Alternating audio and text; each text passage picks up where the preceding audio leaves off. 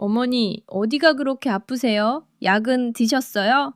겉으로는 걱정하는 듯 했지만 방을 나서자마자 그녀는 작은 며느리에게 속삭입니다. 이 나이에 병이 나면 오래가는 거 알지? 우리만 고생이야. 그 말을 들은 작은 며느리는 아무 말도 하지 않았습니다. 그저 조용히 부엌으로 가 약을 다리고 죽을 끓였습니다. 어머니가 어서 나으셔야 할 텐데. 담이 깊어도 작은 며느리는 시어머니 곁을 떠나지 않았습니다. 어머니, 조금만 더 드셔보세요. 하지만 큰 며느리는 멀리서 한마디만 던집니다. 아직도 안 나으셨어요? 며칠이 지나자 노부인은 조용히 눈을 뜹니다. 그리고 두 며느리를 불러앉힙니다. 내가 정말 병이 난 줄 알았느냐? 두 며느리는 서로의 얼굴을 바라봅니다. 그 순간 노부인의 한마디가 방안을 얼어붙게 만듭니다. 며칠 동안 내가 다 보고 있었다. 과연 그 며칠 동안 두 며느리의 어떤 모습이 드러난 것일까요? 이 이야기는 바로 그때로 거슬러 올라갑니다. 옛날 옛적 어느 봄날의 일입니다. 야담유식의 이야기가 계속될 수 있도록 구독과 좋아요로 응원의 마음을 보내주세요. 자, 그럼 오늘도 감동적인 옛날 이야기 지금 바로 시작합니다. 옛날 옛적 어느 서늘한 가을이 깊어가던 무렵의 일입니다. 충청도 어느 산자락 아래 기와집 한 채가 자리를 잡고 있었습니다. 담장 너머로 감나무 두 그루가 나란히 서 있었고 그 해엔 감이 유난히 많이 달렸지요. 붉게 익은 감들이 가지마다 주렁주렁 매달려 있어 지나가는 나그네들도 절로 발걸음을 멈추고 바라볼 만큼 탐스러웠습니다. 그 집의 주인은 윤씨 노부인이었습니다. 남편을 일찍 여의고 두 아들을 홀로 키워낸 노부인은 마을에서도 손꼽히는 부지런하고 고든 분이셨습니다. 허리가 굽었어도 새벽이면 어김없이 마당을 쓸었고 이웃 누가 어렵다 하면 먼저 발벗고 나서던 분이셨지요. 마을 사람들은 그분을 가리켜 늘 이렇게 말했습니다. 윤씨 노마님은 손이 참 따뜻하셔. 그 손에서 나온 음식은 뭐든 맛이 다르다니까. 맞아. 저번 가을에도 우리 집 제사 때 손수전을 부쳐 보내주셨잖아. 어쩜 그렇게 마음이 넓으신지. 노부인에게는 두 아들이 있었습니다. 큰아들 윤서방은 35의 나이에 마을 훈장 노릇을 하는 사람이었습니다. 어릴 때부터 공부를 잘했고 목소리가 크고 당당하여 어디서든 눈에 띄었지요. 그는 자신이 큰아들이라는 사실을 늘 의식하고 살았습니다. 밥상 앞에서도 마을 어른들 앞에서도 언제나 가장 먼저 나서고 가장 큰 소리로 말했지요. 작은 아들 윤첨지는 32로 형과는 달리 말수가 적고 조용한 사람이었습니다. 논밭 일을 성실히 하고 어머니 심부름을 군소리 없이 받아 하였지요. 마을 사람들은 두 형제를 이렇게 비교하곤 했습니다. 큰 서방은 목소리부터 양반이야. 근데 진짜 일은 작은 서방이 다 하지 않나? 허허. 그리고 두 며느리가 있었습니다. 큰 며느리 이 씨는 인근 고을의 내로라 하는 집안 출신이었습니다. 얼굴이 반반하고 말솜씨가 좋아 처음 만나는 사람이면 누구나 호감을 가질 만한 외양을 갖추고 있었지요. 시집 온 첫날부터 그녀는 마을 아낙네들 사이에서 화제가 되었습니다. 어쩜 저렇게 곱게 생겼담. 큰 서방이 복도 많지.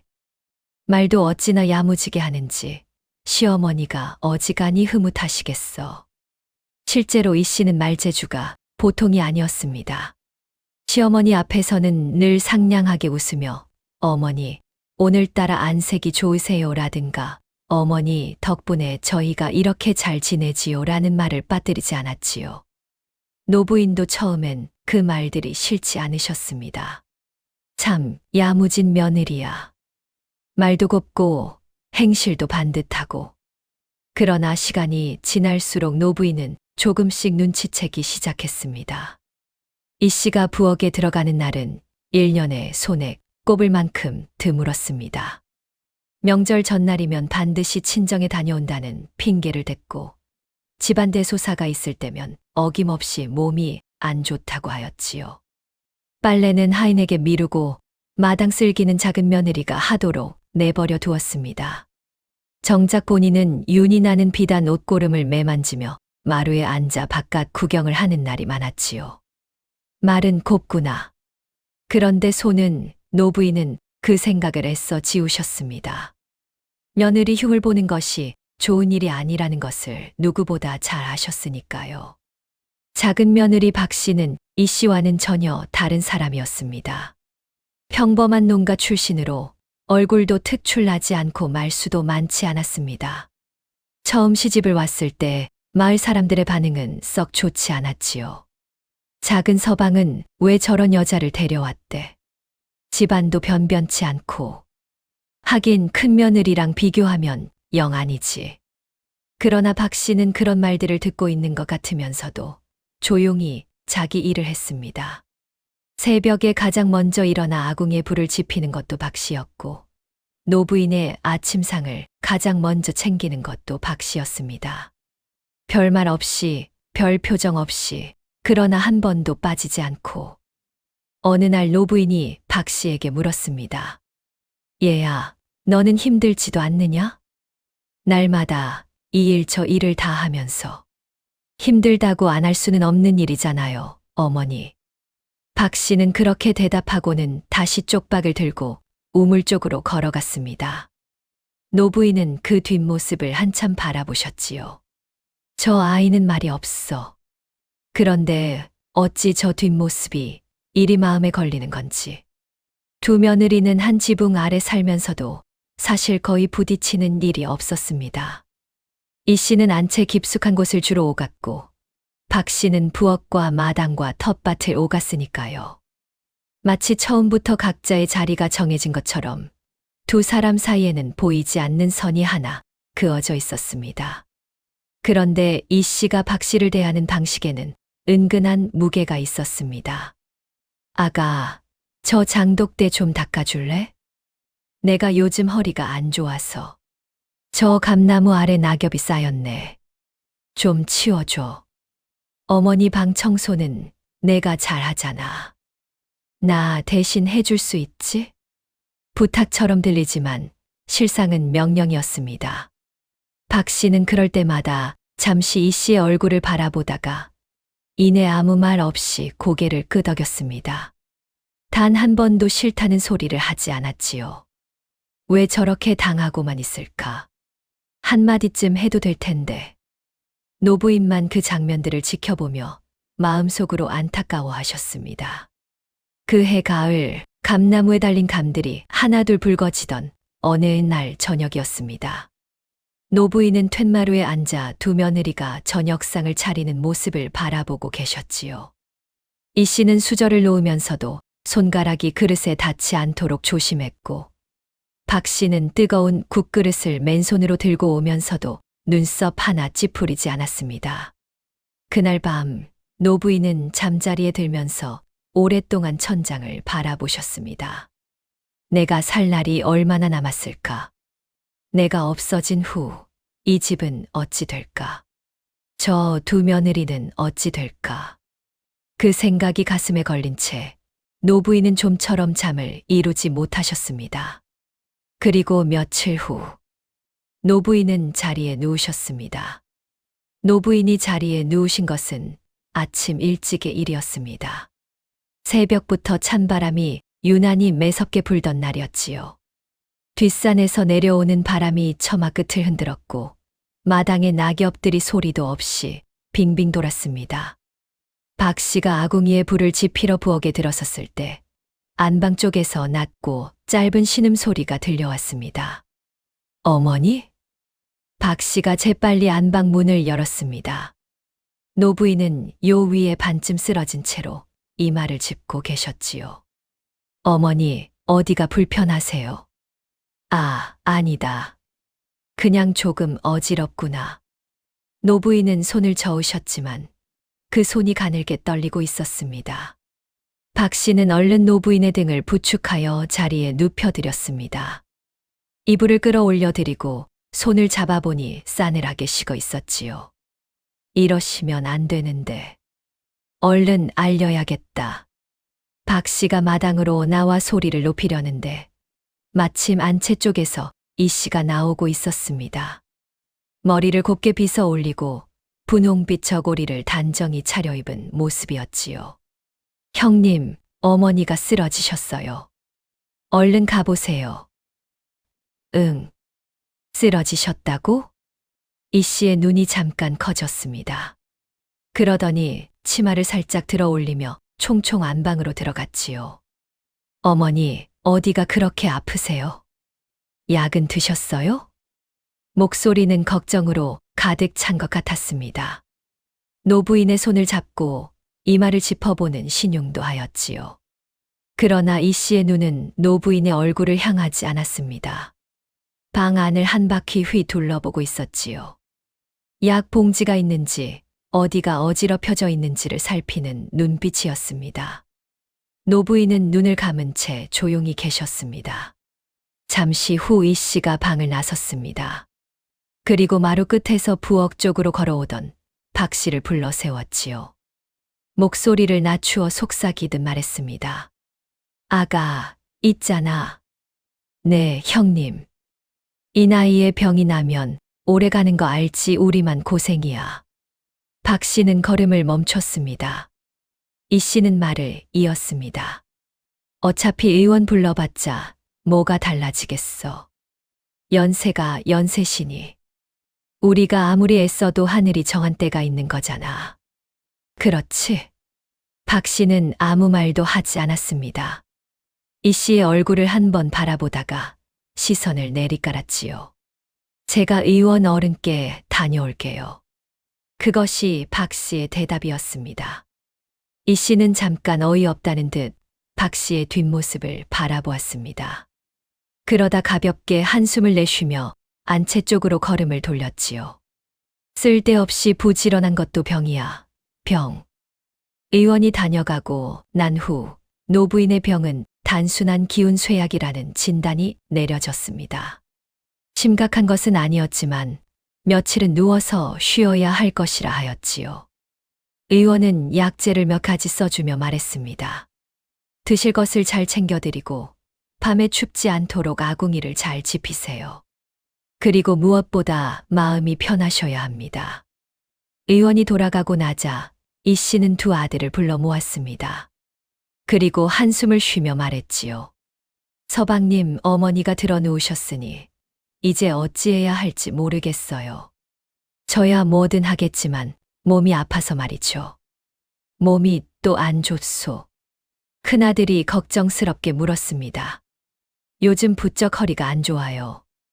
어머니 간호를 제대로 해드리고 싶어도 제 몸이 이러니 이 씨는 말끝을 흐렸습니다. 눈가를 손등으로 살짝 닦는 모습까지 더하였지요. 그날 저녁 큰아들이 박 씨에게 말했습니다. 형수님 몸이 안 좋으시니 내가 좀 어머니 곁을 잘 살펴드려라. 박 씨는 고개를 끄덕였습니다. 이미 그렇게 하고 있었으니까요. 그날 밤부터 박 씨는 부엌과 안방을 쉬지 않고 오갔습니다. 약을 다리는 일은 공이 많이 드는 일이었습니다.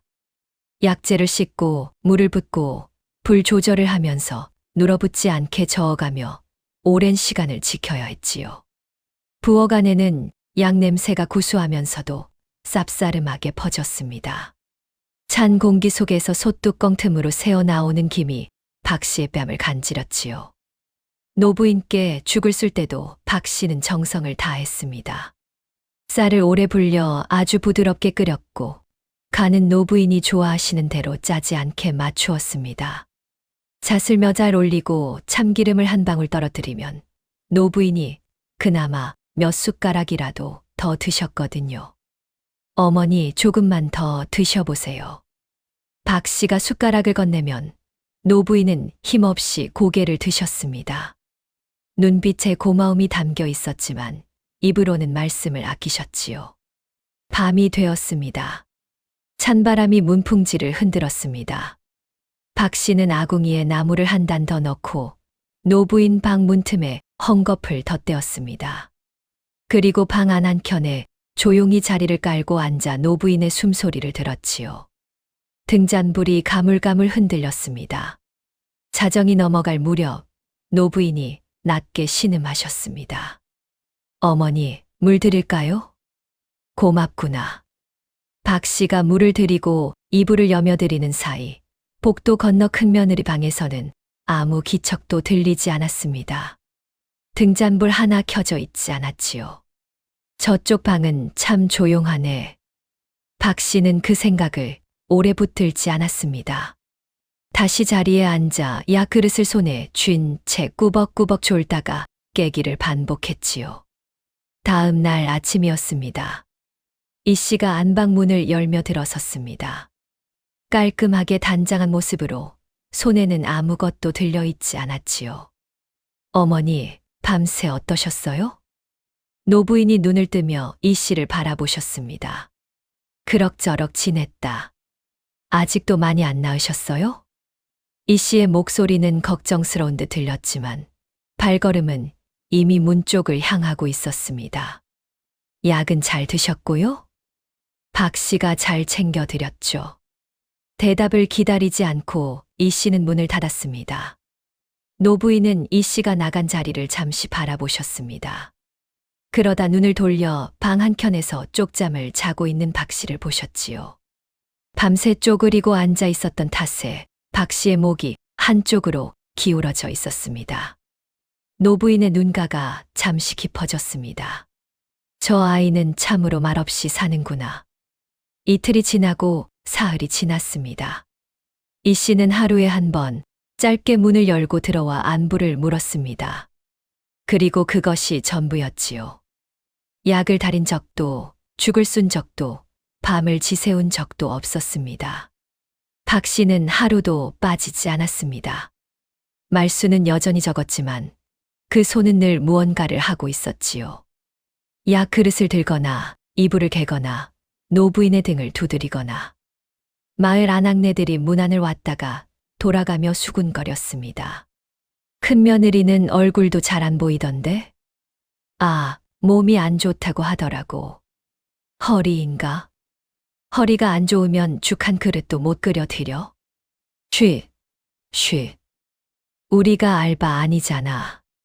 그 말들은 담장을 넘지 않았습니다. 적어도 그렇게 보였지요. 그런데 노부인은 듣고 계셨습니다. 눈을 감고 숨을 고르면서 천장을 바라보면서 노부인은 그 며칠 동안 모든 것을 듣고 계셨습니다.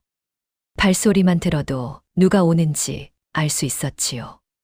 그릇 소리만 들어도 누가 차린 것인지 알 수 있었습니다. 그리고 노부인은 조용히 결심하셨습니다. 조금만 더 지켜보자. 며칠만 더. 나흘째 되던 날 아침이었습니다.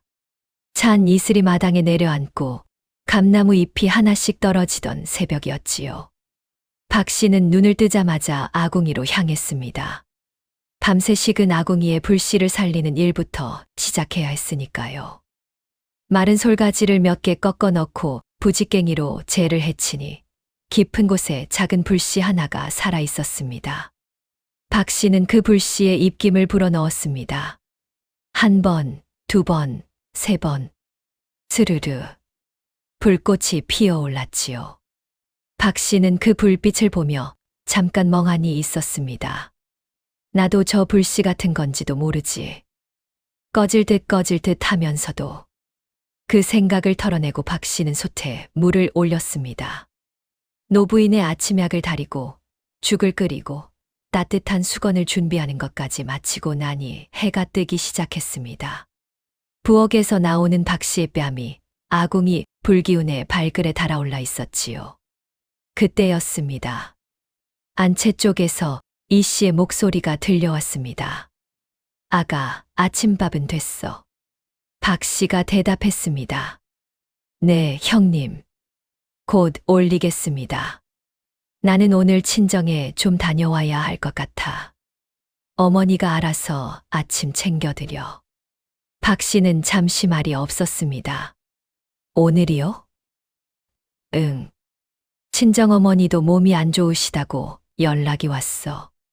어쩔 수 없잖아. 이 씨는 이미 보따리를 챙겨 든 채 대문 쪽으로 걸음을 옮기고 있었습니다. 그 등을 바라보며 박 씨는 조용히 중얼거렸습니다. 그래도 되는 건가? 그러나 그 말은 입 밖으로 나오지 않았습니다. 이 씨가 나가고 난 집 안은 한결 조용해졌습니다. 아니, 정확히는 원래부터 조용했던 것이 그제야 실감나는 것이었지요. 그날 오후 마을 건너편에 사는 강 씨 할머니가 찾아왔습니다. 강 씨 할머니는 노부인과 50년 지기벗이었습니다. 젊은 시절부터 옆집에 살며 희로애락을 함께 나눈 사이였지요. 노부인이 남편을 잃었을 때도 아들들을 키우며 힘들었을 때도 늘 곁에 있어 준 사람이었습니다. 이복의 윤 씨, 내가 왔네. 강 씨 할머니가 안방문을 열며 들어섰습니다. 손에는 작은 보자기가 들려 있었지요. 안에는 손수순, 팥죽이 담겨 있었습니다. 아이고, 자네가 왔구먼. 노부인이 힘겹게 몸을 일으키려 하자 강 씨 할머니가 얼른 손을 내밀었습니다. 가만 있어, 가만. 일어나지 않아도 돼. 두 노인은 한동안 말없이 손을 잡고 앉아 있었습니다. 오랜 세월을 함께한 사람들 사이에는 그런 침묵이 어색하지 않지요. 강 씨 할머니가 방 안을 조용히 둘러보았습니다.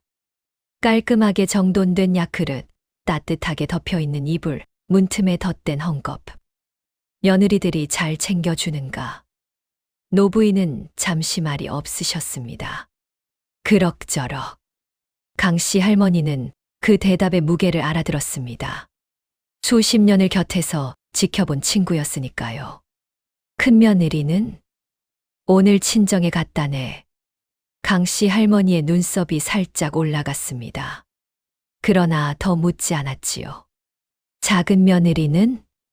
저 아이는 노부인의 목소리가 잠깐 낮아졌습니다. 말없이 잘하고 있네. 강 씨 할머니가 고개를 끄덕였습니다. 그리고 한동안 침묵이 흘렀지요. 윤 씨, 나는 자네한테 한 가지만 말하겠네. 무슨 말인가? 사람은 편할 때는 모르는 법이야. 힘들 때 봐야 알지. 노부인은 천장을 바라보셨습니다. 알고 있네.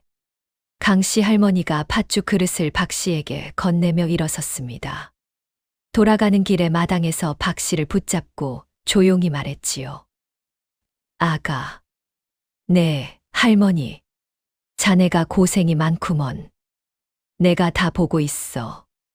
박 씨는 고개를 숙였습니다. 아무 말도 하지 않았지요. 그러나 강 씨 할머니가 대문을 나서는 것을 보고 난 뒤 박 씨는 잠깐 그 자리에 서서 눈을 깜빡였습니다. 고맙습니다, 할머니. 이 씨가 친정에서 돌아온 것은 이틀 후였습니다. 돌아오자마자 이 씨는 안방으로 들어가 노부인께 인사를 드렸습니다. 어머니, 많이 좋아지셨어요? 제가 없는 동안 많이 걱정됐어요. 노부인은 눈을 뜨고 이 씨를 바라보셨습니다. 왔구나. 친정어머니가 어찌나 붙잡으시는지 진작 오고 싶었는데 늦었어요. 노부인은 대답이 없으셨습니다. 이 씨는 잠시 머쓱한 듯 이불 끝을 만지작거리다가 말을 이었지요. 박 씨가 잘 챙겨드렸죠. 그래. 그것이 전부였습니다. 이 씨는 곧 방을 나섰습니다. 방을 나서며 이 씨는 복도에서 박 씨와 마주쳤습니다. 약 그릇을 들고 오던 박 씨가 걸음을 멈추었지요. 수고했어. 그동안. 이 씨가 가볍게 말했습니다. 네. 나 없는 동안 어머니가 많이 힘드셨지. 뭐 별일은 없었고. 별일은 없었어요. 그래, 다행이다. 이 씨는 박 씨의 손에 들린 약 그릇을 보며 한마디 더 했습니다. 약을 이렇게 자주 드려도 되는 거야? 너무 많이 드시면 몸에 안 좋을 수도 있다던데. 박 씨가 눈을 들어 이 씨를 바라보았습니다. 의원 어른이 시간 맞춰 드리라고 하셨어요. 그래. 뭐, 그럼 알아서 해. 이 씨는 그렇게 말하고 돌아섰습니다. 알아서 해. 박 씨는 그 말을 가슴속에서 한 번 되뇌었습니다. 그리고 조용히 안방문을 열었지요. 닷새째 되던 밤이었습니다. 그날 밤은 유난히 바람이 거셌습니다. 대문이 삐걱거렸고 감나무 가지들이 서로 부딪혀 날카로운 소리를 냈지요. 박 씨는 노부인 방 곁에 앉아 약불을 지키고 있었습니다. 노부인은 잠이 오지 않는 등 눈을 뜨고 계셨습니다. 박 씨야. 네, 어머니. 너는 힘들지 않으냐? 박 씨가 잠시 손을 멈추었습니다. 힘든 게 어디 있겠어요. 거짓말 마라. 노부인의 목소리는 낮았지만 단호했습니다. 박 씨는 대답하지 않았습니다. 잠시 침묵이 흘렀지요. 조금은요. 그래. 노부인이 눈을 감으셨습니다. 조금씩 힘든 게 쌓이는 거야. 그게 다 어디 가는 게 아니거든. 박 씨는 무릎 위에 놓인 자신의 손을 내려다보았습니다. 아궁이 불에 그슬리고 찬물에 여러 번 담갔다 뺀 손이었습니다. 손등이 트고 거칠었지요. 이 손이 어디 가지 않는다면. 어머니. 응. 어머니는 외롭지 않으세요? 노부인이 눈을 뜨셨습니다. 그리고 박 씨를 바라보셨지요. 물론 외롭지. 박 씨도 고개를 들어 노부인을 바라보았습니다. 저도 가끔은 외로워요. 말을 잘 못해서, 표현을 잘 못해서. 그래도 넌 여기 있지 않느냐. 노부인의 목소리가 조금 부드러워졌습니다. 말이 없어도 되는 거야. 손이 말을 대신하는 법이거든. 그날 밤 두 사람은 오랫동안 말없이 함께 있었습니다. 등잔불이 가물거리고 바람이 처마를 흔들었지만 그 방 안만은 아늑했지요. 한편 그 무렵 큰아들 윤서방에게도 일이 생기고 있었습니다. 윤서방이 훈장으로 있는 서당에 새로운 학부형이 찾아왔습니다. 고을에서 꽤 이름 있는 박진사댁이었지요. 박진사는 아들을 서당에 보내겠다며 윤서방에게 청을 넣었습니다. 겉으로는 아이의 공부를 위해서라고 했지만 속으로는 다른 이유가 있었습니다. 박진사는 이 고을 서당을 자기 쪽 사람으로 만들고 싶어 했습니다. 훈장을 쥐면 마을, 여론을 쥐는 것이나 다름없었으니까요. 윤 훈장, 내 아이를 잘 봐주시면 제가 사례를 넉넉히 하겠소. 윤서방의 눈이 빛났습니다. 사례라. 어머니가 병이 나고 나서 약값이며 의원값이며 여러 비용이 들고 있었습니다. 거기다 이 씨가 옷감이며 먹을 것이며 이것저것 사드리는 것도 없지 않았지요. 조금만 더 풍족하게 살 수 있다면. 윤서방은 그 생각에 솔깃했습니다. 그러나 박진사의 요구는 단순한 것이 아니었습니다. 며칠 후 박진사가 다시 찾아와 넌지시 말했지요. 마을 서쪽 땅 말이오. 그 땅 주인이 누군지 훈장께서 아시지요? 알고 있습니다만 그 땅 문서에 관해서 증인이 필요하오. 훈장께서 한 말씀만 해주시면 되는 일이오. 윤서방의 표정이 굳어졌습니다. 그 땅 문서라면 혹시 박씨 노인네 것 말씀입니까? 허허, 뭐 복잡하게 생각하실 것 없소. 그냥 훈장께서 알고 계신 대로만 말씀해 주시면 되는 거요. 윤서방은 그날 밤 잠을 이루지 못했습니다. 어머니가 병중이시고 집안 사정도 넉넉지 않고. 하지만 그것은 옳지 않은 일이다. 이 씨는 남편이 고민하는 것을 알아채고 말했습니다. 서방님, 그냥 하시면 되는 거 아니에요. 뭐가 복잡해요. 그건 남의 땅을 빼앗는 일에 가담하는 것이요. 에이, 세상이 다 그런 거지 뭐. 우리가 안 하면 다른 누군가가 하는 거려. 어머니 약값도 있고 이번 겨울땔감도 더 사야 하고. 현실적으로 생각하세요. 윤서방은 이 씨의 말이 마음에 걸렸습니다. 틀린 말은 아니었으니까요. 그러나 뭔가 이상했습니다. 이 씨는 늘 저렇게 말한다. 현실적으로. 그런데 그 현실이 늘 자기에게 유리한 방향을 향하고 있다. 윤서방은 그날 밤 어머니 방 앞을 지나쳤습니다. 안에서 박 씨가 노부인께 약을 드리는 소리가 들렸지요. 조용하고 차분한 목소리였습니다. 저 아이는 저렇게 살고 이 씨는 저렇게 산다. 윤서방은 한동안 그 자리에 서 있었습니다. 엿새째 되던 날 오후였습니다. 이 씨는 모처럼 안방에 들어와 노부인 곁에 앉았습니다. 그리고 여러 가지 이야기를 늘어놓기 시작했지요. 친정 이야기, 마을 이야기, 이웃집 이야기. 쉬지 않고 말했습니다. 노부인은 눈을 감고 들으셨습니다. 어머니, 근데 있잖아요. 이 씨가 목소리를 조금 낮추었습니다. 이 집 재산 문제는 나중에 어떻게 하실 생각이에요? 노부인이 눈을 뜨셨습니다. 갑자기 그게 무슨 소리냐? 아, 그냥요. 어머니가 편찮으시니까 그런 것도 미리 생각해 두셔야 하지 않을까 해서요. 큰아들이 장손이니까 집은 당연히 큰 댁으로 이어져야죠. 논이며 밭이며 정리를 미리 해두시면 나중에 복잡하지 않을 것 같아서요. 노부인은 잠시 이 씨를 바라보셨습니다. 그리고 아무 말씀도 하지 않으셨습니다. 이 씨는 무언가 더 말하려다가 노부인의 눈빛을 보고 입을 다물었습니다. 잠시 어색한 침묵이 흘렀지요. 그냥 드린 말씀이에요. 어머니 건강이 우선이죠. 이 씨가 자리에서 일어나 방을 나갔습니다. 노부인은 천장을 바라보셨습니다. 가슴 안쪽에서 무언가 서늘한 것이 지나갔습니다. 이제 알겠구나. 일회째 되던 새벽이었습니다. 박 씨가 아직 잠든 사이 노부인은 혼자 눈을 뜨셨습니다. 창호지 너머로 새벽빛이 어스름하게 들어오고 있었지요.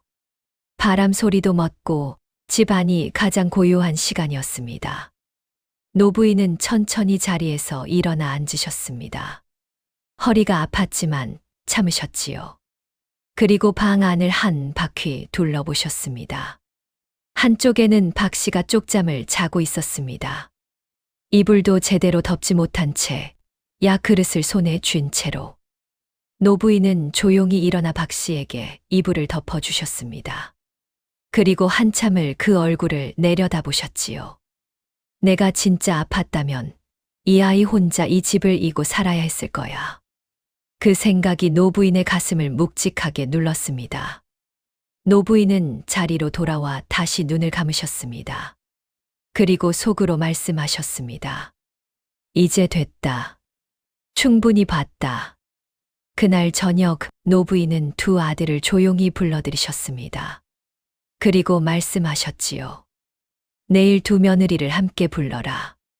할 말이 있다. 두 아들은 서로의 얼굴을 바라보았습니다. 어머니, 무슨 말씀이세요? 내일 들으면 안다. 노부인은 더 이상 말씀하지 않으셨습니다. 그날 밤 이 씨는 남편에게 조용히 물었습니다. 서방님, 어머니가 무슨 말씀을 하시려는 걸까요? 나도 모르오. 유언 같은 건 아니겠죠. 설마 그렇게까지 많이 편찮으신 건 아니겠지요? 이 씨의 목소리에는 걱정과 다른 무언가가 함께 섞여 있었습니다. 그 다른 무언가가 무엇인지 윤서방은 차마 묻지 못했습니다. 한편 작은아들은 박 씨에게 말했습니다. 어머니가 내일 할 말이 있다고 하시는데 혹시 아오? 박 씨는 고개를 저었습니다. 모르겠어요. 걱정되지 않소. 박 씨는 잠시 생각하다가 말했습니다. 어머니가 하시는 말씀이면 옳은 말씀일 거예요. 작은아들은 그 말을 듣고 아무 말도 하지 않았습니다. 그저 고개를 천천히 끄덕였지요. 그날 밤 집안의 모든 불이 꺼지고 나서도 노부인 방에서는 희미한 등잔불이 꺼지지 않았습니다. 노부인은 혼자 앉아 계셨습니다. 무릎 위에 두 손을 가지런히 모으고 눈을 감고 오랫동안 무언가를 생각하셨지요. 감나무에서 마지막 감 하나가 툭 떨어지는 소리가 들렸습니다.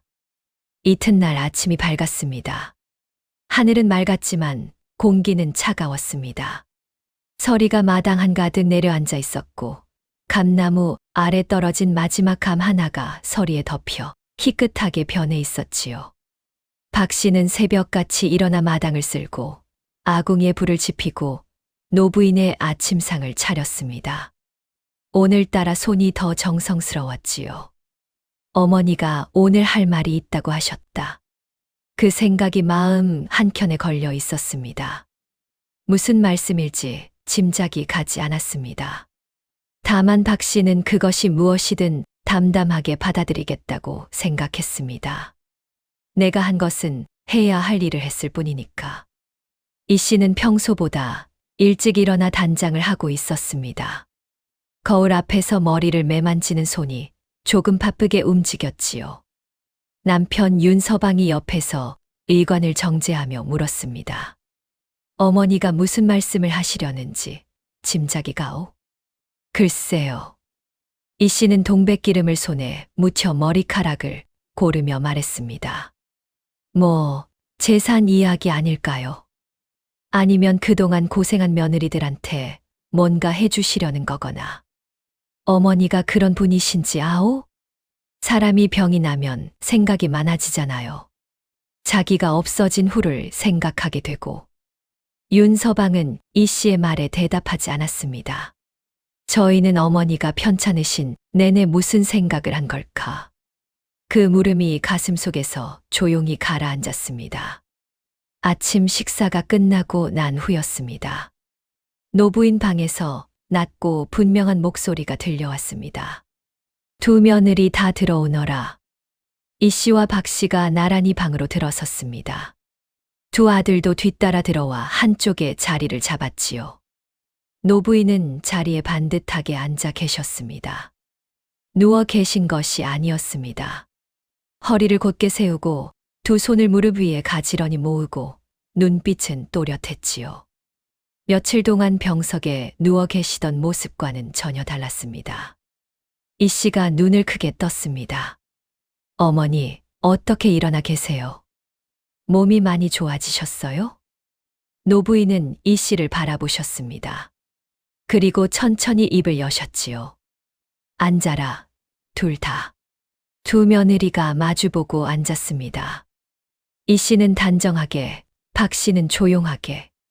잠시 침묵이 흘렀습니다. 노부인이 입을 여셨습니다. 내가 정말 병이 난 줄 알았느냐? 방 안의 공기가 달라졌습니다. 이 씨의 손이 무릎 위에서 살짝 굳어졌습니다. 어머니? 며칠 동안 내가 다 보고 있었다. 노부인의 목소리는 높지 않았습니다. 오히려 낮고 평온했지요. 그러나 그 말이 방 안을 얼어붙게 만들었습니다. 큰아들 윤서방이 먼저 입을 열었습니다. 어머니, 그게 무슨 말씀이십니까? 내가 아프지 않았다는 말이다. 예. 기운이 조금 떨어진 것은 맞았지. 하지만 들어 누울 만큼 아팠던 것은 아니야. 내가 스스로 자리에 누운 거다. 이 씨의 얼굴빛이 변했습니다. 눈동자가 잠깐 흔들렸지요. 어머니, 그건 들어라. 노부인의 목소리가 한음 낮아졌습니다. 이 씨가 입을 다물었습니다. 나는 오래전부터 알고 싶었다. 노부인이 천천히 말씀하셨습니다. 내가 힘을 잃었을 때 내 곁에 누가 남는지. 방 안이 고요했습니다. 건강할 때는 모르는 법이야. 다들 잘 웃고 잘 말하고 잘 챙기는 것처럼 보이지. 하지만 내가 쓸모 없어졌을 때, 내가 짐이 되었을 때, 그때 사람의 진짜 얼굴이 나오는 거거든. 노부인의 눈이 이 씨에게로 향했습니다. 이 씨야. 이 씨가 천천히 고개를 들었습니다. 네, 어머니. 내가 방을 나서며 한 말 기억하느냐.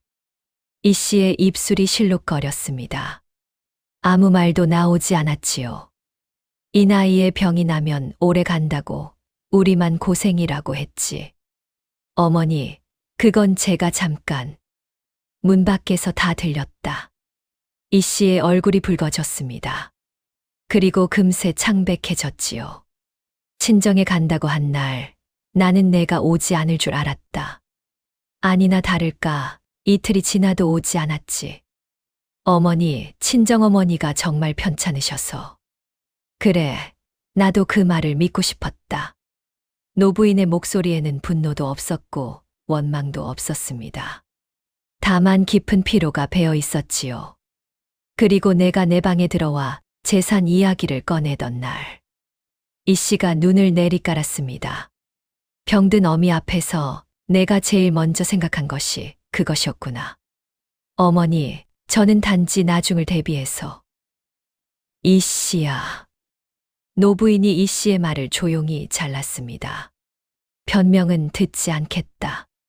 내가 한 일은 내가 알고, 나도 알고, 이 방에 있는 모두가 안다.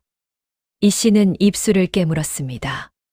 눈가가 붉어지기 시작했지요. 큰아들 윤서방은 아내의 얼굴을 바라보다가 고개를 숙였습니다. 반박할 말이 없었습니다. 아니, 반박해서는 안 된다는 것을 알고 있었지요. 나도 알고 있었다. 알면서도 못 본 척했다. 그 생각이 윤서방의 가슴을 무겁게 짓눌렀습니다. 노부인의 시선이 박 씨에게로 옮겨갔습니다. 박 씨는 고개를 숙이고 있었습니다. 무릎 위에 두 손을 얹고 조용히 앉아 있었지요. 박 씨야. 네, 어머니. 고개를 들어라. 박 씨가 천천히 고개를 들었습니다. 눈가가 촉촉하게 젖어 있었습니다. 너는 내가 아프지 않다는 것을 눈치챘느냐? 박 씨가 잠시 말이 없었습니다. 솔직하게 말해라. 박 씨가 조용히 입을 열었습니다. 사흘째 되던 날, 어머니 손을 잡았을 때. 그래. 열이 없으셨어요. 그리고 맥이 고르셨지요. 아픈 분의 손이 아니었어요. 방 안에 작은 탄식 소리가 새어나왔습니다. 큰아들의 입에서 나온 소리였지요. 그런데도 내가 계속 곁을 지켰느냐? 박 씨가 고개를 끄덕였습니다. 모르는 척 하셔야 하는 이유가 있으실 거라고 생각했어요. 그리고 설령 아프지 않으시더라도 어머니 곁에 있는 것이 제가 해야 할 일이라고 생각했고요. 노부인이 눈을 감으셨습니다. 잠시 침묵이 흘렀습니다. 그 침묵은 길지 않았지만 방 안의 모든 사람이 숨을 멈출 만큼 무거웠지요. 박 씨야. 네, 어머니. 내가 나한테 한 말 기억하느냐? 밤에 둘이서 나눈 말. 박 씨가 고개를 끄덕였습니다. 손이 말을 대신한다고 하셨지요. 그래. 노부인이 눈을 뜨셨습니다. 내가 그 말을 한 것은 너한테 한 게 아니었다. 예. 그 말은 내가 내게 먼저 보여준 것이야. 내가 그 말을 알게 된 것은 내 손을 보고 나서였거든. 박 씨의 눈에서 눈물이 천천히 흘러내렸습니다. 소리 없이, 말 없이. 그저 조용하게. 노부인이 두 아들을 바라보셨습니다. 너희도 들어라. 두 아들이 고개를 들었습니다. 큰아야. 예, 어머니. 내 아내가 한 말들을 너도 들었을 것이다. 그리고 알면서도 못 본 척한 것도 나는 안다.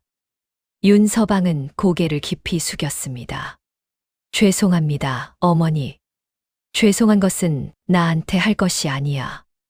노부인이 이 씨 쪽을 눈짓으로 가리키셨습니다. 저 아이한테 해라. 내가 눈 감아준 것이 저 아이를 더 그렇게 만든 거거든. 윤서방의 얼굴이 굳었습니다. 그러나 이내 이 씨를 향해 천천히 몸을 돌렸지요. 내가 잘못했소. 이 씨는 입술을 떨었습니다. 눈에서 눈물이 흘러내렸지요. 이번에는 꾸밈없는 눈물이었습니다. 작은 아야. 예, 어머니. 내 아내는 말이 없다. 그렇지? 그렇습니다. 말이 없는 사람이 말 많은 사람보다 못하다고 생각하지 마라. 말은 공기처럼 사라지지만 행동은 돌처럼 남는 법이거든. 작은 아들은 박 씨를 바라보았습니다. 박 씨는 눈물을 닦으며 고개를 숙였지요. 고맙소. 작은 목소리였지만 방 안의 모든 사람이 들을 수 있었습니다. 노부인이 마지막으로 방 안을 천천히 둘러보셨습니다. 두 아들, 두 며느리. 한 지붕 아래 살면서도 서로를 제대로 바라보지 못했던 사람들. 내가 이 일을 꾸민 것은 너희를 시험하려 한 게 아니었다. 노부인의 목소리가 조용하고 깊었습니다. 나는 그냥 알고 싶었어. 내가 없어진 후 이 집이 어떻게 될지, 이 집에 어떤 마음들이 살고 있는지. 어머니. 그리고 이제 알았다. 노부인이 두 손을 무릎 위에 얹으셨습니다. 이 씨야. 이 씨가 눈물을 훔치며 고개를 들었습니다. 나는 내가 나쁜 사람이라고 생각하지 않는다. 이 씨가 눈을 깜빡였습니다. 사람은 누구나 자기 것을 챙기고 싶어 하지. 그게 사람 마음이야. 다만, 노부인이 잠시 말을 멈추셨습니다. 그 마음이 다른 사람을 밟고 올라서는 발판이 되어서는 안 되는 거야. 특히 내 옆에 있는 사람을. 이 씨는 고개를 숙였습니다. 이번에는 어떤 변명도 나오지 않았습니다. 노부인이 박 씨를 바라보셨습니다. 박 씨야, 너는 앞으로도 말없이 살 거냐? 박 씨가 눈물을 닦으며 살짝 웃었습니다. 글쎄요, 어머니. 말을 좀 해라. 내 마음을 담아두기만 하면 썩는다. 표현할 줄도 알아야 해. 네. 그리고 노부인이 천천히 몸을 일으키셨습니다. 며칠 동안 병석에 누워 계시던 분이 아니었습니다. 허리를 펴고 두 발로 방바닥을 딛고 방 안을 가로질러 박 씨 앞에 서셨지요. 그리고 박 씨의 거칠고 트고 거친 그 손을 두 손으로 감싸 주셨습니다. 고맙다. 단 두 글자였습니다. 그러나 그 두 글자 안에는 며칠 동안의 밤이 꺼지지 않은 등잔불이, 차가운 새벽 부엌이, 그리고 소리 없이 덮어준 이불 한 채가 모두 담겨 있었습니다. 박 씨는 더 이상 눈물을 참지 못했습니다. 방 안은 한동안 조용했습니다. 처마 밖에서 바람이 불었습니다. 설이 덮인 마당을 가로질러 감나무 가지를 흔들고 지나가는 바람이었지요. 그 바람 소리가 오랫동안 말하지 못한 모든 것들을 대신 말해주는 것 같았습니다. 그날 이후 집안이 달라졌습니다. 처음에는 아주 작은 것들부터였지요. 이 씨가 아침에 부엌에 들어왔습니다. 박 씨가 아궁이 앞에 쪼그리고 앉아 불을 지피고 있을 때 이 씨가 치마를 걷어 올리고 그 옆에 나란히 쪼그리고 앉은 것이지요. 아무 말도 없이 그냥 옆에 앉았습니다. 박 씨가 눈을 들어 이 씨를 바라보았습니다. 형님, 죽 쑤는 거 나도 할 줄 알아. 예. 그러니까 오늘은 내가 쏠게. 박 씨는 잠시 이 씨의 얼굴을 바라보았습니다. 이 씨는 시선을 피하며 솥뚜껑을 열었지요. 가르쳐줘. 어머니가 좋아하시는 거 어떻게 끓이는지. 박 씨는 아무 말도 하지 않았습니다. 그냥 쌀 씻는 법부터 천천히 보여주었지요. 두 여자가 나란히 앉아 솥 앞에서 죽을 끓이는 풍경은 그 집에서 처음 있는 일이었습니다. 연기가 두 사람의 얼굴 위로 피어올랐습니다. 이 씨는 눈이 매워 찡그렸고 박 씨는 그 모습을 보고 살짝 웃었지요. 왜 웃어? 아니에요, 형님. 웃었잖아. 분명히. 연기 조심하세요. 이 씨가 피식 웃었습니다. 처음으로 꾸밈 없이. 노부인은 그날부터 자리에서 일어나셨습니다. 아침이면 마당을 쓰셨습니다. 허리가 아파 오래는 못하셨지만 새벽 공기를 마시며 빗자루를 드는 것이 노부인의 오랜 습관이었지요. 박 씨가 옆에서 거들었고 이 씨도 어느 날부터 빗자루를 하나 더 들고 나왔습니다. 셋이 나란히 마당을 쓰는 아침이 생겨났습니다. 말이 많지 않아도 괜찮았습니다. 빗자루 소리가 마당을 채웠고 그 소리가 어색하지 않게 되는 데는 그리 오래 걸리지 않았지요. 큰아들 윤서방은 박진사의 청을 거절했습니다. 며칠을 고민했지만 결국 찾아가 말했지요. 제가 드릴 말씀이 없습니다. 그 땅은 박씨 노인네 것이 맞습니다. 박진사의 얼굴이 굳었습니다. 윤 훈장, 다시 생각해 보시오. 한 번 놓치면 후회할 텐데. 후회는 하지 않겠습니다. 사례는 넉넉하게. 사례는 필요 없습니다. 윤서방은 그날 돌아오는 길에 발걸음이 한결 가벼웠습니다. 오랫동안 가슴에 얹혀있던 돌 하나가 굴러 떨어진 것 같았지요. 집에 돌아오니 이 씨가 저녁상을 차리고 있었습니다. 손수. 윤서방은 그 모습을 잠시 바라보다가 말했습니다. 수고요. 이 씨가 고개를 들었습니다. 서방님이 박진사 거절했다는 얘기 들었어요. 들었소. 어떻게 된 거예요? 그냥 옳지 않은 일이었소. 이 씨는 잠시 말이 없었습니다. 그러다 상 위에 수저를 놓으며 조용히 말했지요. 잘하셨어요. 윤서방은 그 말이 의외였습니다. 당신이 그런 말을 할 줄 몰랐소. 저도 몰랐어요. 이 씨가 작게 웃었습니다. 근데 어머니 말씀 듣고 나서 생각해 봤어요. 제가 현실적이라고 생각했던 것들이 사실은 그냥 욕심이었던 것 같아요. 윤서방은 아내의 얼굴을 오래 바라보았습니다. 시집 온 날부터 지금까지 저렇게 솔직한 얼굴은 처음 보는 것 같았습니다. 겨울이 왔습니다.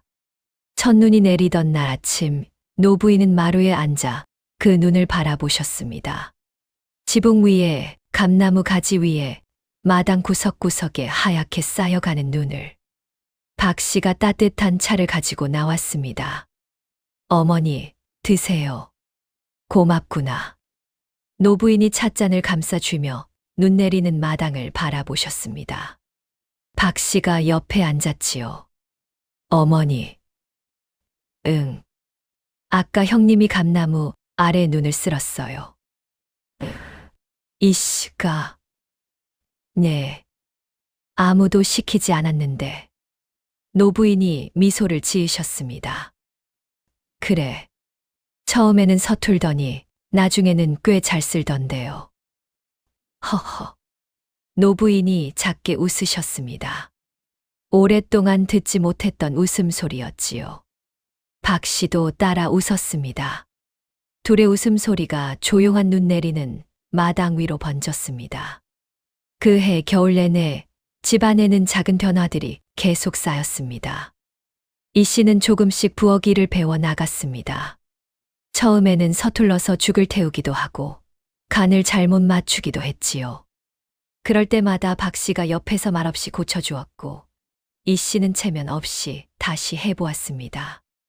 이거 생각보다 어렵네. 익숙해지면 괜찮아요, 형님. 박 씨, 너는 언제부터 이렇게 잘했어? 시집 오기 전부터요. 친정에서 제일 막내였거든요. 그랬구나. 이 씨가 쌀뜨물로 손을 닦으며 말했습니다. 나는 친정에서 외동딸이었거든. 아무것도 안 해도 됐었어. 그게 버릇이 됐나 봐. 박 씨는 아무 말도 하지 않았습니다. 하지만 이 씨의 그 말이 처음으로 꺼낸 자기 이야기가 가슴 어딘가에 조용히 닿았습니다. 그런 사정이 있었구나. 그 뒤로 박 씨는 이 씨를 조금 다르게 바라보게 되었습니다. 나쁜 사람이 아니었습니다. 그냥 배우지 못한 것들이 있었던 사람이었지요. 그리고 이제 늦게라도 배우고 있는 사람이었습니다. 봄이 왔습니다. 감나무에 새 잎이 돋아났습니다. 앙상하게 가지만 남아있던 나무가 연두빛 잎을 틔우기 시작했지요. 마당 귀퉁이의 봄나물도 고개를 내밀었고 처마 끝에는 제비 한 쌍이 집을 짓기 시작했습니다. 노부인은 그 고물 마당에 서서 맞이하셨습니다. 오른편에는 이 씨가 왼편에는 박 씨가 나란히 서 있었습니다. 두 아들은 그 뒤에 서 있었지요. 어머니, 올 봄엔 텃밭에 뭘 심을까요? 이 씨가 물었습니다. 아욱이랑 상추는 기본이고. 박 씨가 말했습니다. 가지도 좋지요. 어머니가 가지 좋아하시잖아요. 나는 호박도 심고 싶은데. 이 씨가 끼어들었습니다. 호박은 자리를 많이 차지해요, 형님. 그럼 담장 쪽에 심으면 되잖아. 그것도 방법이네요. 노부인은 두 며느리가 신랑이 하는 모습을 바라보시다가 빙긋 웃으셨습니다. 이런 날이 오는구나. 그 웃음이 봄볕처럼 따뜻했습니다. 세월은 그렇게 흘렀습니다. 이 씨는 변했습니다. 단번에 바뀐 것은 아니었지요. 옛 버릇이 나올 때도 있었고 쉽게 고쳐지지 않는 것들도 있었습니다. 하지만 조금씩, 한 걸음씩 그녀는 달라졌습니다. 노부인이 기침을 하시면 먼저 달려오는 것이 이 씨가 되었습니다. 약을 다리는 것도 이 씨가 먼저 나섰지요. 처음에는 서툴렀지만 나중에는 제법 능숙해졌습니다. 그 모습을 바라보는 박 씨의 얼굴에는 경쟁심이 없었습니다. 그냥 흐뭇했지요. 그렇게 하면 되는 거야, 형님. 박 씨도 변했습니다. 노부인의 말대로 조금씩 말을 하기 시작했습니다. 이 씨에게 자기 생각을 말하고 남편에게 힘들다고 말하고 때로는 노부인 앞에서 웃으며 이야기를 꺼냈지요. 서투르고 어색했지만 그 목소리가 집 안에 쌓이기 시작했습니다. 노부인이 이른을 맞이하시던 해였습니다. 두 아들이 상의하여 잔치를 열었습니다. 마을 사람들을 불러 음식을 나누고 오랜만에 집 안이 북적였지요. 강씨 할머니도 왔습니다. 지팡이를 짚고 들어서며 노부인의 손을 잡았습니다. 윤씨, 자네 얼굴이 좋아 보이는구먼. 자네도 여전하네. 며느리들이 잘하는가 보지. 노부인이 웃으셨습니다. 이제는 그렇다네. 강씨 할머니가 마당 한편에서 음식을 나르고 있는 두 며느리를 바라보았습니다. 이 씨와 박 씨가 나란히 큰 상을 들고 걸어오고 있었지요. 이 씨가 발이 걸려 비틀하자 박 씨가 얼른 상 쪽으로 몸을 기울였습니다. 둘이 눈을 마주치고 피식 웃었지요. 허허. 강씨 할머니가 그 모습을 보고 웃었습니다. 아까 저 박 씨한테 물어봤더니 말이야. 뭐라 하던가. 어머니 덕분이라더군. 노부인이 찻잔을 내려놓으셨습니다. 내 덕이 아니야. 저 아이들이 한 거지. 쉽지 않은 일이야, 윤씨. 사람이 바뀌는 게. 그래. 노부인이 잔치 마당을 바라보셨습니다. 두 아들이 마을 어른들께 술을 따르고 있었고 두 며느리는 아이들에게 음식을 나눠주고 있었습니다. 아이들이 이 씨 치마를 붙잡고 졸라대자 이 씨가 웃으며 떡을 하나씩 더 쥐어주었지요. 저런 날이 올 줄은 몰랐어. 노부인의 목소리가 낮게 가라앉았습니다. 좋은 의미로. 노부인은 여든이 넘도록 건강하셨습니다. 허리는 더 굽으셨지만 정신은 여전히 또렷하셨지요. 새벽이면 어김없이 마당을 쓰셨고 날이 좋으면 텃밭에 나가 앉아 볕을 쬐셨습니다. 그 곁에는 늘 누군가가 있었습니다. 어떤 날은 박 씨가, 어떤 날은 이 씨가, 그리고 어떤 날은 둘이 함께. 마을 사람들은 그 집을 지나가며 말했습니다. 윤씨 노마님 댁은 복도 많으셔. 며느리들이 저렇게 살뜰히 모시니 처음부터 그랬던 건 아니라더라. 어머니가 대단하신 분이야. 무슨 일이 있었다던데. 글쎄, 정확히는 모르지. 근데 그 이후로 두 며느리가 싹 달라졌다더라고. 소문은 조금씩 다르게 퍼졌지만 핵심은 같았습니다. 병든 어미 앞에서 사람의 진짜 얼굴이 드러났다고. 노부인이 돌아가신 것은 그로부터 몇 해가 지난 뒤였습니다. 가을이었습니다. 감나무에 감이 붉게 익던 계절이었지요. 노부인은 마지막 날 아침에도 일어나 앉으셨습니다. 두 며느리를 불러 손을 잡으셨지요. 이 씨의 손을 한 번, 박 씨의 손을 한 번. 너희 둘 다 고맙다. 이 씨가 눈물을 훔쳤습니다. 어머니, 저는 처음에 잘못했잖아요. 알고 있다. 그래서 더 고마운 거야. 어머니, 사람이 잘못을 알고 고치는 것, 그게 가장 어려운 일이야. 너는 그걸 해냈거든. 이 씨는 더 이상 말을 잇지 못했습니다. 노부인이 박 씨를 바라보셨습니다. 박 씨야, 너는 이제 말을 좀 하게 됐느냐? 박 씨가 눈물 사이로 웃었습니다. 조금은요, 어머니. 조금이면 됐다. 노부인이 눈을 감으셨습니다. 뿌리 깊은 나무는 바람에 흔들리지 않는 법이야. 너희는 이제 뿌리가 생겼거든. 그것이 노부인의 마지막 말씀이었습니다. 그 이후로 긴 세월이 흘렀습니다.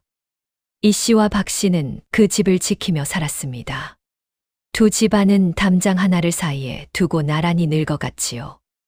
이 씨의 손이 거칠어지는 만큼 박 씨의 말수는 늘어났고 둘 사이에는 젊은 날의 그 차가운 거리가 사라지고 없었습니다. 이 씨는 마을에서 손꼽히는 살림꾼이 되었습니다. 이웃이 어렵다 하면 먼저 발벗고 나서는 것이 노부인을 빼닮았다고 사람들은 말했지요. 박 씨는 마을 안악들 사이에서 없어서는 안 될 사람이 되었습니다. 말수가 늘고 나니 그 말 한마디 한마디가 얼마나 따뜻한지 사람들이 알게 되었지요. 두 여자는 나이가 들어서도 아침이면 나란히 마당을 쓸었습니다. 허리가 굽어도 손이 떨려도 감나무는 그 해에도 그 다음 해에도 감을 달았습니다. 훗날 그 마을에는 이런 이야기가 전해졌습니다. 윤 씨 노마님이 왜 거짓으로 병이 드셨는지 아느냐? 왜요? 며느리들을 보고 싶으셨던 게 아니래. 며느리들이 스스로를 보게 하고 싶으셨던 거래. 이야기를 전해 듣는 사람들은 잠시 말이 없어졌습니다. 그리고 이런 말들이 돌아왔지요. 아, 그게 더 무서운 거잖아. 무섭다기보다 그게 진짜 어머니 마음이었던 거지. 그 이야기는 마을을 넘어 이웃 고을까지 퍼졌습니다. 사람들은 저마다 그 이야기에서 자기 모습을 보았지요. 편한 날에는 몰랐던 것들이 힘든 날에 드러나는 법이니까요. 어떤 사람은 그 이야기를 듣고 집에 돌아가 말없이 일만 하는 아내의 손을 처음으로 꼭 쥐었다고 합니다. 어떤 사람은 오랫동안 못 본 척했던 어머니께 편지를 썼다고도 하지요. 이야기는 그렇게 사람들 안에서 살아남았습니다. 과연 그 며칠 동안 두 며느리의 어떤 모습이 드러난 것일까요? 이제 여러분은 아시겠지요. 병든 어미 앞에서 드러난 것은 단순히 두 며느리의 실체가 아니었습니다. 말 뒤에 숨겨진 마음이었고 행동 속에 담긴 진심이었습니다. 그리고 사람이 바뀔 수 있다는 것, 늦었다고 생각할 때가 가장 빠른 때라는 것이었지요. 오늘 여러분 곁에도 말없이 곁을 지키는 사람이 있다면 그 손을 한번 바라봐 주세요. 손이 말을 대신하는 법이니까요. 다음 영상을 빠르게 만나보시려면 좋아요와 구독을 눌러주세요.